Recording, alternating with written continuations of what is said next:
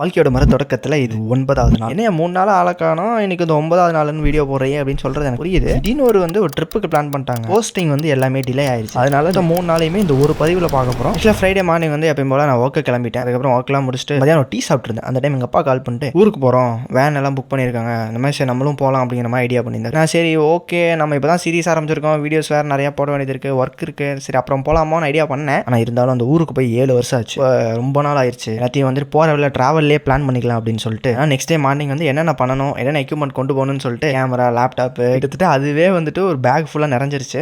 எனக்கு 2-3 டாக்குமெண்ட்ரி பண்ணணும். அதில் இந்த ஊரை பற்றியும் டாக்குமெண்ட்ரி இருக்கு. அதனால சரி கொஞ்சம் சாம்பிள்ஸ் ட்ரையல்ஸ்லாம் பார்க்கலாம்னு சொல்லிட்டு எல்லாத்தையும் பேக் பண்ணிட்டேன். ஒரு 12:30 மணிக்கு வண்டி வரும் அப்படின்னு சொல்லியிருந்தாங்க. அதனால பஸ் ஸ்டாண்டுக்கு நின்னாச்சு. கிட்டத்தட்ட 1-1:30 கிட்ட வண்டி வந்தது. அதுக்கப்புறம் நாங்கள் ஏறிட்டோம். அதுக்கப்புறம் ஒவ்வொரு ஊர்லேயுமே ஒவ்வொருத்தரை பிக்கப் பண்ண வேண்டியது. அப்படியே ஒரு ஊராக பிக்கப் பண்ணிட்டு சரி ட்ராவல் எடிட் பண்ணலாம்னு சொல்லிட்டு லேப்டாப்பில் நிறைய ஃபைல்ஸை காப்பி பண்ணி எடுத்துகிட்டு போனேன். ரொம்ப நாளுக்கு அப்புறம் பஸ்ஸில் போகிறனால தலைவலி, அதுக்கப்புறம் வாமிட் எடுக்கிற மாதிரி ஆயிடுச்சு. ஆக்சுவலாக ஃபஸ்ட்லாம் ரெகுலராக பஸ்ஸில் போயிட்டே இருப்பேன், அதனால அந்த பிரச்சனை இருக்காது. இப்போ கிட்டத்தட்ட ரொம்ப வருஷத்துக்கு அப்புறம் பஸ்ஸில் போகிறனால அந்த பிரச்சனை திரும்பி வருது. சரி லேப்டாப்பே வெளியே எடுக்கல. ஆல்மோஸ்ட் நைட்டு தான் ரீச் ஆனோம். அதுக்கப்புறம் நைட் ரீச் ஆகிட்டோம். கொஞ்சம் ரெடி ஆகிட்டு நாங்கள் போய் தீர்த்தம் மட்டும் போட்டு வந்துட்டோம். ஏன்னா வெளியூர்லேருந்து யார் வந்தாலும் முதல்ல ஃபர்ஸ்ட் தீர்த்தம் போட்டு வருவாங்க ஆலயத்துக்குள்ளே போயிட்டு. அதுக்கப்புறம் நைட்டு தூங்குறதுக்கு நைட்டு ஃபுட்டு அதுக்கெல்லாம் கொஞ்சம் லொக்கேஷன் பார்த்தோம். எங்களுக்கு கிடைக்கல. அதுக்கப்புறம் அங்கே எங்கே சுற்றினதுக்கப்புறம் ஒரு மண்டபத்தில் இடம் இருந்தது, ஸோ அங்கே ஸ்டே பண்ணோம். அது மட்டும் இல்லாமல் காலையில் கொஞ்சம் சீக்கிரம் எந்திக்க வேண்டியது. 3 மணிக்கு எந்திச்சு ரெடி ஆகிட்டு ஒரு 4-4:30 ரீச் ஆகி இந்த வணக்கம்லாம் அட்டன் பண்ணிட்டோம். அதுக்கப்புறம் இன்னொரு 8 மணிக்கு இன்னொரு கொடியேற்ற நிகழ்வு இருக்குது, அதுக்கும் நாங்கள் அட்டன் பண்ணிட்டு 12-1 மணிக்கு திருப்பி நாங்கள் ரிட்டன் கிளம்பி வந்தால் தான் நைட்டு கொஞ்சம் சீக்கிரம் எங்கள் ஊருக்கு வர முடியும் அப்படிங்கிறதுக்காக அப்புறம் ஃபைனலாக நாங்களும் வண்டியில் ஏறி உட்காந்ததுக்கப்புறம் இப்போ ரிட்டன் வரும்போது